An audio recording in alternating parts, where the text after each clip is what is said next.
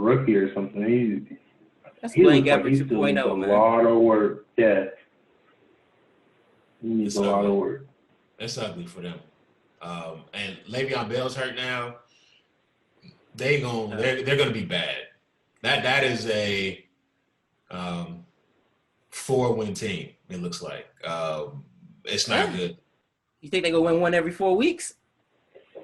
They should. They still have NFL talent. So do they have an NFL head coach? Do they have a starting NFL quarterback? Do they have? Adam Gase is still living off Peyton Manning's name, man. Peyton been retired 5 years, dog. And he owed Peyton like kickback. He owed him a commission on like half his salary. Yes. All his career earnings half should go to Peyton Manning, dog. How you go to one spot, stink it up, and then go get a job in the same division and stink it up again? He stuck it. No, okay, so and then he had that 1 year with Jay Cutler. We thought Jay was actually Well, he fooled y'all when he was calling plays for Jay. We was like, no, don't leave. We actually hooping. And then he left, and everything else went back to normal. But then it all fell apart. Yeah. So with Peyton, and then Jay, the Reclamation Project with Jay, he didn't ingratiated himself with the NFL. I don't know with these owners. So he's gonna keep getting. Well, I think this might be the last time he gets a job. This has to be it. He'll be an OC after this. He'll be an OC. I wouldn't even. Yuck. I wouldn't even. Don't even. Yuck. You don't even want him calling your plays? Because ain't he calling them right now? Go home. But being a head Miami, and he calling them now. So I'm cool, dog. You can go on home. You didn't stole enough money. You stole enough money. He might be better if you take all the head coaching responsibilities off his plate and you say all you do is calling plays, bro. Nah, fuck that. Nah. He might be decent if he do that, but head coaching? Oh no. He's not a head coach. He's made that clear to you guys twice. He's begging y'all like stop hiring me for these HC jobs, but the owners won't listen. You remember him with that opening press conference with his eyes and shit? Like, this is the guy that you sat down across from with these fucking eyes and said, listen, you look crazy, but I'm going to make you the head coach of my football team? What's up with these owners? Like, that's the problem I have with the NFL, bro. There are, if I don't really like Saleh, these owners don't know football how other people do. They see, you got to look at a resume to hire a head coach. And you just not hiring somebody because they're a minority? That's nuts. Eric Bieniemy should not have a head coach. He should have a head coaching job, and Adam Gase should be at the fucking crib. That shit is ugly. It's disgusting. Bieniemy should have one and Saleh both to me. That's disgusting. Both deserve shots at a because when the kid that got the Browns job, Saleh and him matched up in the playoffs, and it did not go well for that kid. It did not go well for that play caller. And that's Baker's play caller. I don't like that. I watched Minnesota last year. I wasn't all that impressed with what they were offensively. And is he even running? But he got the job. So, no, Kirk Cousins did. Kirk Cousins looked really, really good last year. He really did. Eric Bieniemy's about to go back to back. I think that is an easy decision. He's just black. They just. No, if Eric Bieniemy was white. Was a white OC calling them plays last year? He'd be a head coach right now. Absolutely. There's no question about that. There's no doubts in my mind. If Saleh was a white man, he'd probably be a head coach too, because he did lead. That defense was special last year, and he was the face of it. So if he was a white man, he would have had a head job. What do you think prevents just front offices from hiring black head coaches? Do you think it's surely because they're black? Because most of the league is black. So you're going to have a lot of minorities who study the game or who play the game and eventually become coaches or staff on teams and eventually, rise their way through the ranks to become, offensive coordinators, defensive coordinators, head coaches, even GMs. Is it surely because they're black, or is there a cultural difference, or what do you think prevents minorities from having a decent position on different things?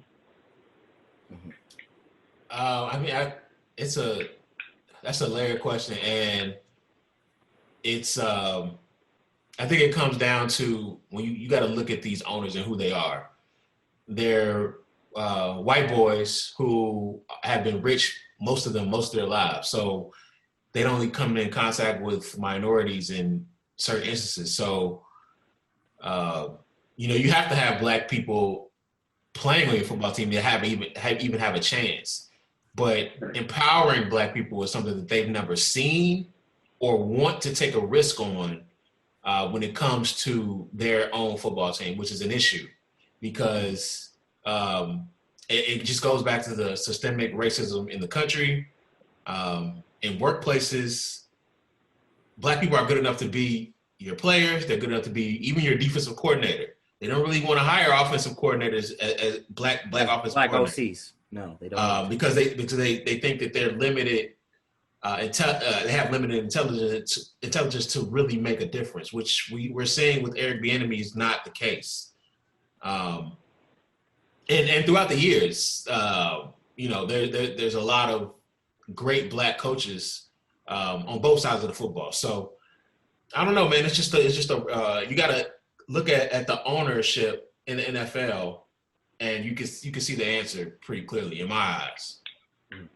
Yeah, and for me, another big point is a white head coach can do a shit job and get another and not have to take a demotion to come back. Mm-hmm. Gase can get fired. He can shit up, have a terrible performance in Miami, and then get another job in the same division that summer. Todd Bowles still ain't got another interview, has he? Mm. He deserves another look. They can fail up. That's the issue. They got Arizona's coach. He got fired from Texas A&M. He was about to have to be an offensive coordinator on the college ranks, and then he looks into an NFL head coaching job. When would a black head coach get fired in the Big 12 now? Yeah, Big 12. Texas Tech. Yeah. Get fired from the Big 12. Never have a winning season with Patrick Mahomes as his quarterback, as the offensive coordinator, and then get a head coaching job following that. Yeah, it's nuts. The only other head coach I can think of that got fired and got another look was Hugh Jackson. Yeah, Hugh. That's it.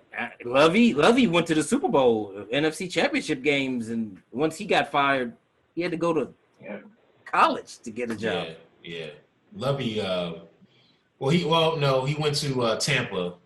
He was after the Bears. They gave him one season and fired him. They gave him once fired him and made Dirk Cutter his offensive coordinator, the head coach. So another thing about it is that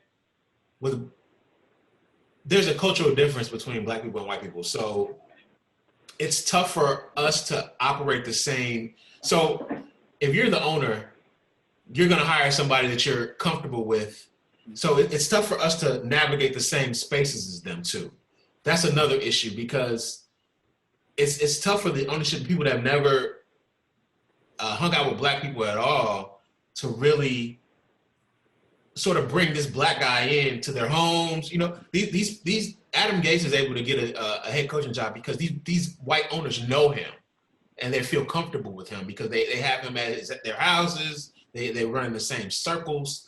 So when black people aren't given that opportunity, that limits them in a relationship standpoint as well. So it's a layered answer for this. It's for a layered question. There's so many issues, and the NFL as a whole is just not a progressive league. It's a $1 billion industry. It's a Republican league. Yeah, it doesn't have to be progressive because their product is invaluable. It's inelastic. It's gonna be there. So they have no reason to shift any of their thinking. Well, for me, it's a more Republican league. Like the NBA is mostly liberal in their ways of thinking and doing things, and the fan base as well. Absolutely. In the NFL, is the opposite, more Republican in their fan base and their thinking and the way that they do stuff. Like they booed the people, like the fans that were in the stands were booing them. We're booing them locking arms. Like it's like I don't get that. Like that wouldn't happen in the NBA. They weren't booing they didn't have fans in the stands, but I don't think in the NBA they would be booing the players locking arms in it before the game. The same way that in the NFL, you turn on the TV and they're booing these guys. Like I don't even know what you're booing. Like what are you booing is the question. You're ending booing, racism. You're booing racial unity. Yeah, like you're like, get this racial unity out of my face. I want to watch football. Mm-hmm. Like I don't know what that one was about. Me.